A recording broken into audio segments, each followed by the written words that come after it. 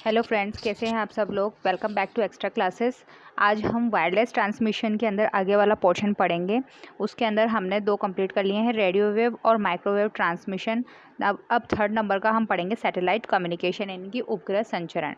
इस कम्युनिकेशन में सूक्ष्म तरंग संकेतों का उपयोग होता है, जिनकी आवृत्ति माइक्रोवेव कम्युनिकेशन में प्रयोग किए जाने वाले संकेतों से अधिक होती है। इनमें कम्युनिकेशन सैटेलाइट संचार उपग्रह के माध्यम से होता है। कम्युनिकेशन किसके माध्यम से होता है? सैटेलाइट संचार उपग्रह के माध्यम से, जो कि भूमध्य रेखा से लगभग 3600 किलोमीटर 3600 किलोमीटर ऊंचाई पर एक भू स्थिर कक्षा यानी जियो स्टेशनरी ऑर्बिट में स्थापित होते हैं। ये देखिए, इस तरह से ये स्थापित होते हैं। ये तो हो गया ट्रांसमिटिंग अर्थ स्टेशन, और ये है रिसीविंग अर्थ स्टेशन। बीच में है सैटेलाइट, ये यहाँ से इसको लिंक भेजते हैं, फिर ये डाउन लिंक होके हमारे पास आता है। चित्र में दिए गए अनुसार 3 सैटेलाइट जो भूमध्य रेखा में बराबर दूरी पर स्थित होकर बराबर दूरी पर स्थित होकर संपूर्ण पृथ्वी पर संकेतों को भेज या फैला सकते हैं। नेक्स्ट है इसके अंदर, ये देखिए, इसके अंदर ये जो ट्रायंगल दे रखा है, इसके अंदर है सैटेलाइट, और ये है एंटीना, और ये है सैटेलाइट। मतलब हमारा सैटेलाइट है ये, और ये अर्थ से जो ऊपर वाला जियो स्टेशनरी सैटेलाइट है वहाँ पर जाता है, फिर एंटीना से कैच कर लिया जाता है।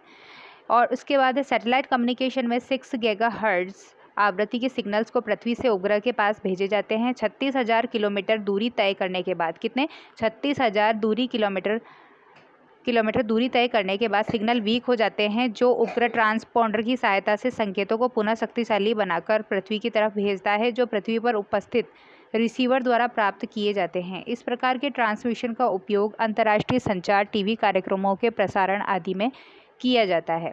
ठीक है, तो हमारा सैटेलाइट कम्युनिकेशन हो गया। उसके बाद आता है नेक्स्ट इंफ्रारेड कम्युनिकेशन, अवरक्त किरण संचरण। इंफ्रारेड कम्युनिकेशन, अवरक्त किरण संचरण, इस प्रकार के ट्रांसमिशन में सिग्नल को भेजने के लिए इंफ्रारेड रेज, अवरक्त किरणों का उपयोग लिया जाता है। यह माध्यम सस्ता, सरल, सुरक्षित व आसान होता है। इसका उपयोग कम दूरी तक संकेतों को भेजने के लिए किया जाता है। इसमें सेंडर और रिसीवर के मध्य अवरोध नहीं होना चाहिए। ये किरणें तीव्र आवृत्ति पर कार्य करती है, और इसका उपयोग टीवी तथा म्यूजिक सिस्टम आदि रिमोट के माध्यम से चलाने में होता है। इसका यूज़ कर घर के एक कमरे में लैन, लोकल एरिया नेटवर्क स्थापित किया जा सकता है। नेक्स्ट है हमारे पास वाईफाई, वायरलेस फिडिलिटी। वाईफाई का पूर्ण नाम है वायरलेस फिडिलिटी है। यह वो तकनीक है जिसके माध्यम से सीमित क्षेत्र में, कौन से क्षेत्र में? सीमित, मतलब एक लिमिटेड एरिया के अंदर computer, laptop, mobile phone, video game, printers, smartphone, tab, desktop तथा अन्य उपकरणों को वायरलेस टेक्निक द्वारा लगभग 100 मीटर की दूरी तक आपस में इंटरनेट कनेक्ट कर पाते हैं। वाईफाई का इस्तेमाल करने के लिए बनाए गए हॉटस्पॉट की रेंज 20 मीटर यानी कि 66 फीट होती है। कितनी होती है इसके हॉटस्पॉट की रेंज? 20 मीटर यानी 66 फीट यानी 66 फीट होती है। वाईफाई का आविष्कार जॉन ओ सुलिवान, सबसे मेन चीज़ है, इसका आविष्कार किसने किया? जॉन ओ सुलिवान और जॉन डेने ने सन 1991 के अंदर किया। यह ऐसा लोकल एरिया नेटवर्क है जो यूएचएफ यानी अल्ट्रा हाई फ्रिक्वेंसी और SHF super high frequency radio band का उपयोग करता है। यह एक वायरलेस जो कि बिना तारों के जोड़ने का काम करने वाली तकनीक है।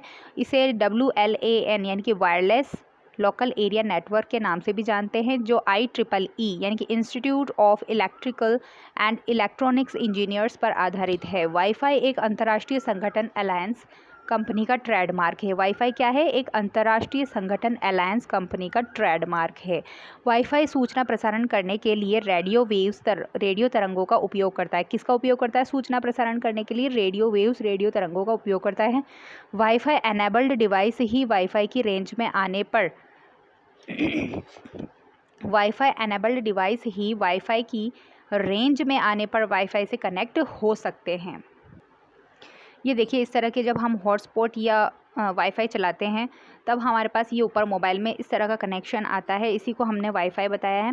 इस डिवाइस से जब कोई कंप्यूटर डाटा भेजना चाहता है तो डाटा को पहले वायरलेस एडाप्टर द्वारा रेडियो सिग्नल्स में बदलता है। पहले क्या करता है? वायरलेस एडाप्टर जो है वो रेडियो सिग्नल्स में बदलता है डाटा को, और एंटीना का प्रयोग कर वायरलेस राउटर तक सिग्नल पहुंचते हैं।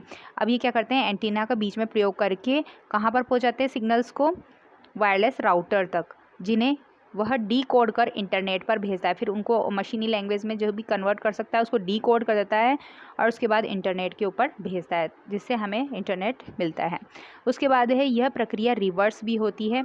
उसके अलावा है वाईफाई संचार में उपयोग आने वाली रेडियो वेव्स, रेडियो तरंगों की आवृत्ति 2.4 गीगाहर्ट्ज़ कितनी होती है इनकी? 2.4 गीगाहर्ट्ज़ से 5 गीगाहर्ट्ज़ होती है, जो मोबाइल सेलफोन की आवृत्ति से काफ़ी अधिक होती है। वाईफाई वेव्स में अधिक डाटा ले जाने की क्षमता होती है, ये सबसे ज़्यादा क्या ले जाती है? डाटा ले जाने की क्षमता रखती है। उसके बाद आता है हमारे पास ब्लूटूथ। ब्लूटूथ में क्या है? जैसा कि हम जानते हैं ब्लूटूथ एक बहुत ही कम रेंज वाला ट्रांसमिशन कम्युनिकेशन है। इसके अंदर है ब्लूटूथ एक वायरलेस कम्युनिकेशन टेक्नोलॉजी है। इसके द्वारा कम वेवलेंथ यानी तरंग दैर्ध्य की रेडियो तरंगों का प्रयोग कर कम दूरी तक डाटा का आदान प्रदान किया जाता है। ब्लूटूथ की वेवलेंथ 2.4 गीगाहर्ट्ज़ से 2.8 गीगाहर्ट्ज़ होती है। यह ट्रांस रिसीवर माइक्रोचिप पर आधारित तथा कम पावर कंज्यूम करता है और इसकी सहायता से कंप्यूटर के विभिन्न डिवाइसेस जैसे mouse, keyboard, printer, handset, modem आदि को बिना तार के आपस में जोड़ा जाता है।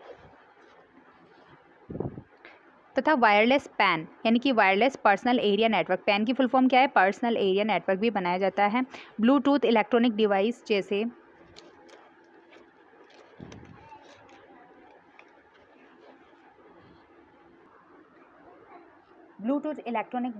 पीडीए यानी कि personal digital assistance, mobile phone, tablet, laptop, PC, printer, digital camera, video game console आदि को जोड़ने तथा इन्फॉर्मेशन के आदान प्रदान करने का क्या है? आसान तरीका है। तो आज हमने ये टॉपिक्स पढ़े, एक तो सैटेलाइट कम्युनिकेशन वाला पढ़ा है इसके अंदर, और एक वाईफाई और एक ब्लूटूथ वाला हमने कंप्लीट किया। अब नेक्स्ट वीडियो में हम इसका जो वाईफाई वाला जो टॉपिक बचा है वो कंप्लीट करेंगे। उसके अलावा हम इसके अंदर जो डाटा संचरण के रूप हैं उनको कंप्लीट करेंगे। हम इसके अंदर उनके अंदर हम किस तरह से एनालॉग सिग्नल होते हैं और किस तरह से डिजिटल सिग्नल होते हैं उनको पढ़ेंगे। मिलते हैं नेक्स्ट वीडियो में। Thank you so much.